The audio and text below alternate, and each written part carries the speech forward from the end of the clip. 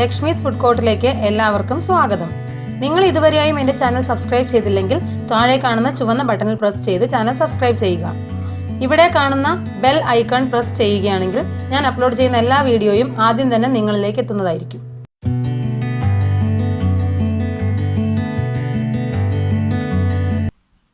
നമസ്കാരം, ഞാൻ Lakshmi Vimal from Lakshmi's food court. എല്ലാവർക്കും സുഖമല്ലേ? കുറേ നാളായി നിങ്ങളെയൊക്കെ കണ്ടിട്ട്. ഒരു ഗ്യാപ്പ് ഉണ്ടെന്ന് എനിക്കറിയാം, കുറച്ചും കൂടെ പല കാര്യങ്ങൾക്കൊക്കെ ആയിട്ട് പോകുന്നുണ്ട്. എന്നാലും ഞാൻ അത്യാവശ്യം നിങ്ങളുടെ അടുത്ത് അപ്ഡേറ്റഡ് ആവാൻ ശ്രമിക്കുന്നുണ്ട്. നിങ്ങൾ എനിക്ക് തരുന്ന സപ്പോർട്ടിൽ എനിക്ക് ഒരുപാട് സന്തോഷമുണ്ട്.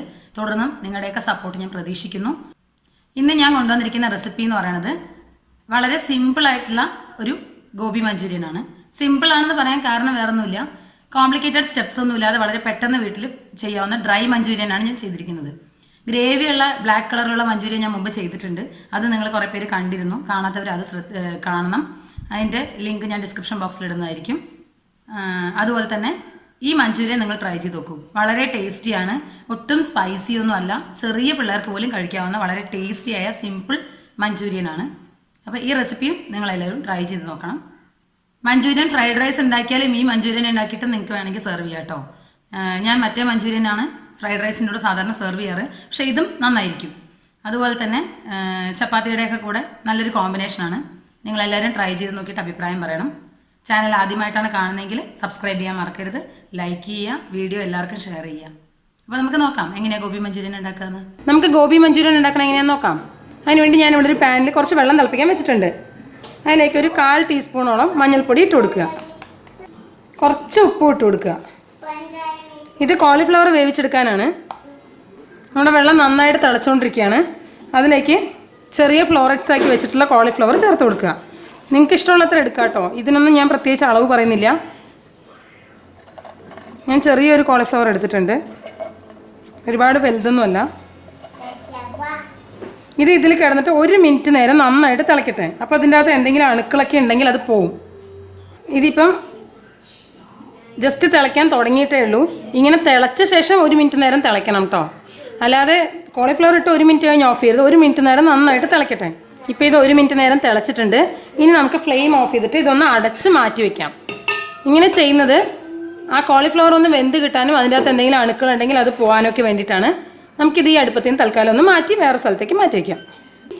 നമുക്കിനി ഗോബി മഞ്ചൂരിയൻ്റെ ഒരു ബാറ്റർ തയ്യാറാക്കണം. അതിൻ്റെ കോളിഫ്ലവർ ഫ്രൈ ചെയ്യാൻ വേണ്ടിയിട്ട് ഞാനിവിടെ ഒരു ബൗളിൽ 3 ടേബിൾ സ്പൂൺ കോൺഫ്ലോർ എടുത്തിട്ടുണ്ട്. അതിലേക്ക് ഞാനൊരു 3 ടേബിൾ സ്പൂൺ മൈദ ചേർക്കുന്നുണ്ട്. ഇപ്പോൾ ഇതിൽ 3 ടേബിൾ സ്പൂൺ മൈദയുണ്ട്, 3 ടേബിൾ സ്പൂൺ കോൺഫ്ലോർ ഉണ്ട്. ഞാൻ 1 ടേബിൾ സ്പൂൺ അരിപ്പൊടി കൂടെ ചേർക്കുന്നുണ്ട്. ഇത് താല്പര്യമുള്ളവർക്ക് ആഡ് ചെയ്യാം, അല്ലാത്തവർക്ക് സ്കിപ്പ് ചെയ്യാം.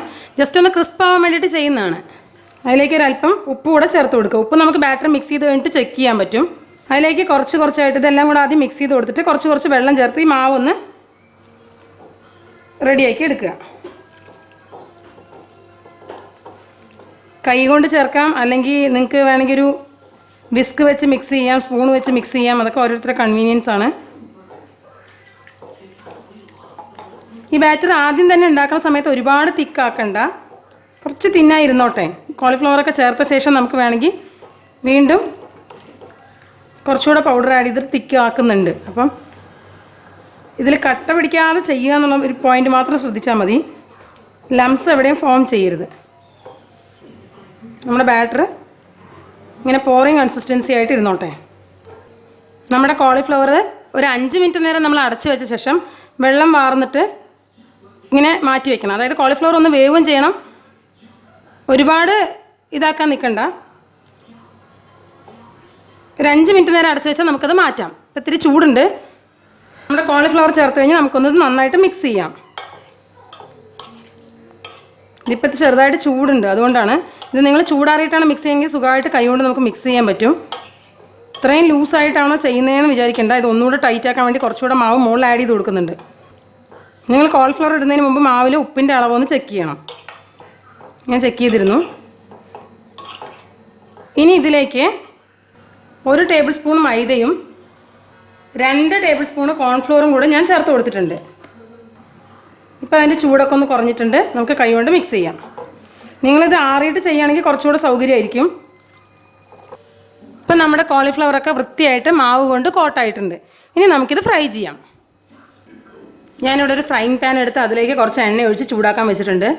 ഈ എണ്ണ ഒരു മീഡിയം ചൂടെങ്കിലും ആയ ശേഷം മാത്രമേ ഇതിലേക്ക് കോളിഫ്ലവേഴ്സ് ചേർത്ത് കൊടുക്കാൻ പാടുള്ളൂ. അപ്പോൾ അതൊന്ന് ചൂടാവട്ടെ. നമ്മുടെ എണ്ണ ചൂടായെന്നൊക്കെ ഞാൻ ചെറിയൊരു ഡ്രോപ്പ് ഒറ്റിച്ച് നോക്കിയതാണ്. മീഡിയം ടെമ്പറേച്ചറിൽ ചൂടായിട്ടുണ്ട്. ഇനി നമുക്ക് 1 കോളിഫ്ലവേഴ്സ് ആയിട്ട് ചേർത്ത് കൊടുക്കുക. ഒരു ബഞ്ചായിട്ട് ഒരിക്കലും ചേർത്ത് കൊടുക്കരുത്. 2-3 ബാച്ചായിട്ട് ഫ്രൈ ചെയ്തോളൂ. ഒരുപാട് ചേർത്ത് നിങ്ങൾ കുളമാക്കരുത്.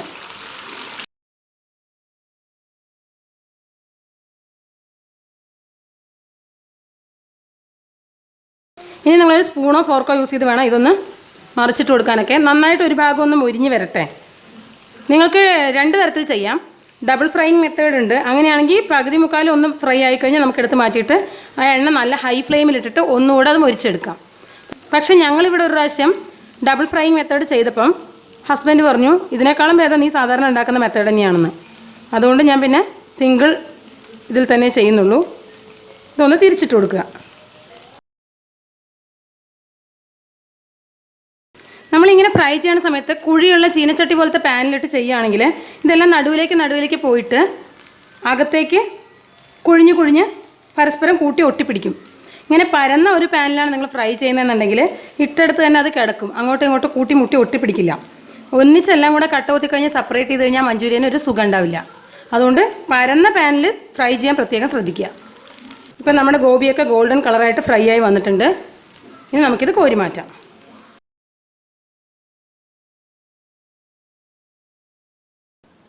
ഇതുപോലെ ബാക്കിയുള്ള ഗോപിയും കൂടെ ഫ്രൈ ചെയ്തെടുക്കുക.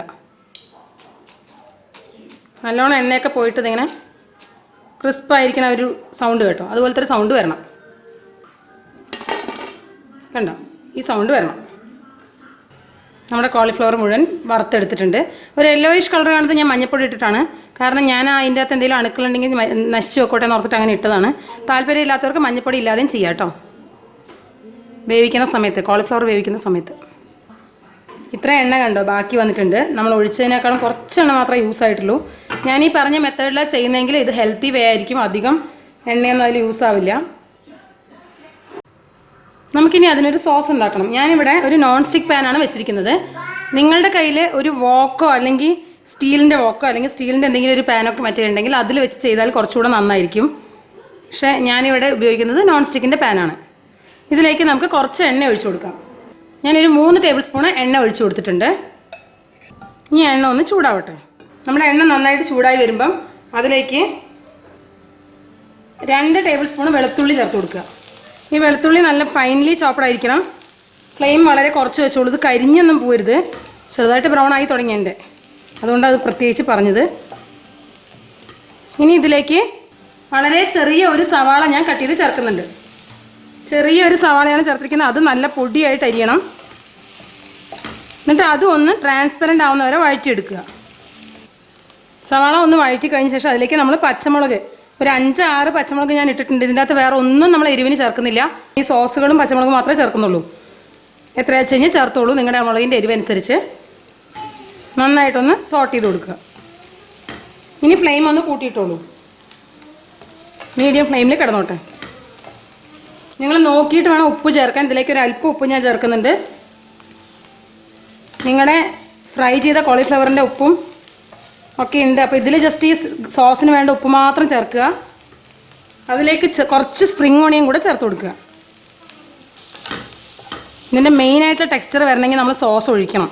അപ്പോഴേ ഒരു ചൈനീസ് മണം വരുള്ളൂ. ഇപ്പൊന്നും ആ ഒരു ഫീൽ അറിയില്ല. ഒന്നും തന്നെ 1 മിനിറ്റ് കൂടുതൽ വഴറ്റേണ്ട സാധനങ്ങളില്ല കേട്ടോ ഇതിൽ. അതിലേക്കൊരു 3 ടേബിൾ സ്പൂണ് സോയ സോസ് ഒഴിക്കുന്നുണ്ട് ഞാൻ.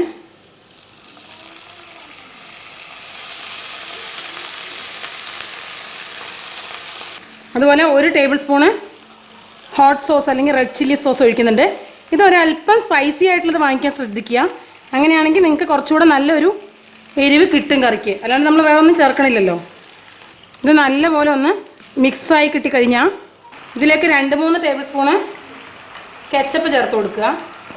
റെഡ് ചില്ലി സോസ് അല്ലെങ്കിൽ ഹോട്ട് സോസ് ഒന്നും ഇല്ലെങ്കിൽ നിങ്ങൾ അതിന് പകരം കുറച്ച് റെഡ് ചില്ലിയുടെ പേസ്റ്റ് ചേർത്ത് കൊടുത്താലും മതി.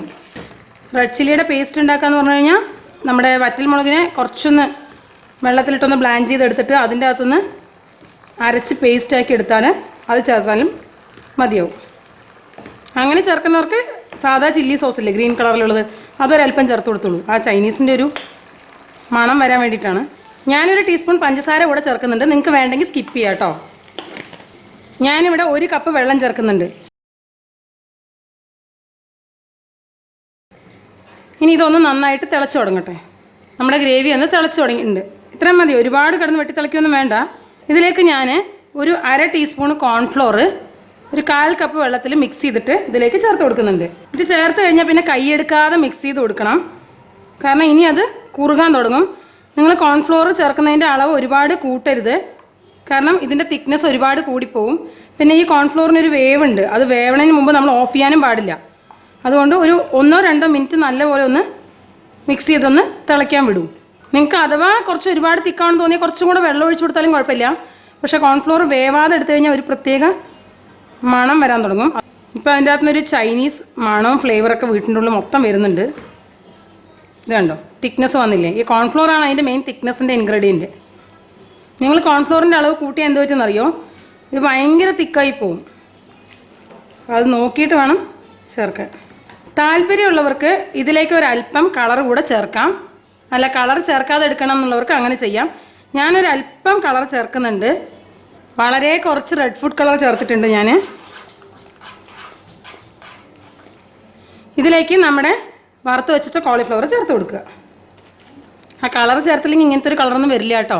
അപ്പോൾ നിങ്ങൾ വിചാരിക്കണ്ട ഞാൻ ചെയ്തതിൽ എന്തോ ഉടായിക്കൊണ്ടെന്നൊന്നും. അത് നന്നായിട്ടൊന്ന് മിക്സ് ചെയ്ത ശേഷം അതിൻ്റെ മുകളിലേക്ക് ഒരല്പം സ്പ്രിംഗ് ഓണിയൻ കൂടെ ചേർത്ത് കൊടുക്കുക. അതുപോലെ കുറച്ച് സവാളയും ക്യാപ്സിക്കും വലുതായിട്ട് കട്ട് ചെയ്തിട്ട് ഞാൻ ഇതുപോലെ ചേർത്ത് കൊടുക്കുന്നുണ്ട്. താല്പര്യമുള്ളവർക്ക് ചേർക്കാം, ഇത് ചേർത്തില്ലെങ്കിലും കുഴപ്പമില്ല. നമുക്ക് റെസ്റ്റോറൻറ്റിൽ നിന്നൊക്കെ മേടിക്കുമ്പം കടിക്കാനുള്ള കഷ്ണങ്ങൾ അതിൽ കിട്ടാറുണ്ട്. അതുപോലത്തെ കഷ്ണങ്ങൾ കിട്ടാൻ വേണ്ടിയിട്ട് ഇത് ചേർത്തുന്നേ ഉള്ളൂ. താല്പര്യമുള്ളവർ മാത്രം ചേർത്താൽ മതി. ഇത് ചേർത്തിട്ട് ഒരു മീഡിയം ടു ലോ ഫ്ലെയിമിൽ 1 മിനിറ്റ് നന്നായിട്ടൊന്ന് കുക്ക് ചെയ്തെടുക്കുക. കാരണം മറ്റേത് ഇപ്പോൾ ചേർത്ത സാധനങ്ങൾ ഒന്ന് സോഫ്റ്റായി കിട്ടട്ടെ. എന്നിട്ട് നമുക്കൊന്ന് അടച്ച് ഒരു 10 മിനിറ്റ് വെച്ച ശേഷം സെർവ് ചെയ്യാം. കണ്ടോ നമ്മുടെ കറി എത്ര തിക്കായിന്ന്. നിങ്ങൾക്ക് ലൂസ് ഗ്രേവിയാണ് വേണ്ടതെന്നുണ്ടെങ്കിൽ കുറച്ചുകൂടി നിങ്ങൾ വെള്ളത്തിൻ്റെ അളവ് അഡ്ജസ്റ്റ് ചെയ്യുക. ഇപ്പോൾ 1 മിനിറ്റ് നേരം ഞാൻ ഇളക്കി കൊടുത്തിട്ടുണ്ട്. ഇനി ഞാനിത് ഓഫ് ചെയ്തിട്ട് ഒന്ന് അടച്ച് വെക്കും. ഒരു 10 മിനിറ്റ് 5 മിനിറ്റ് കഴിഞ്ഞ് നിങ്ങൾ സെർവ് ചെയ്താൽ മതി. എല്ലാവരും ട്രൈ ചെയ്ത് നോക്കുക. അഭിപ്രായങ്ങളൊക്കെ എനിക്ക് കമൻറ്റ് ചെയ്യുക. താങ്ക്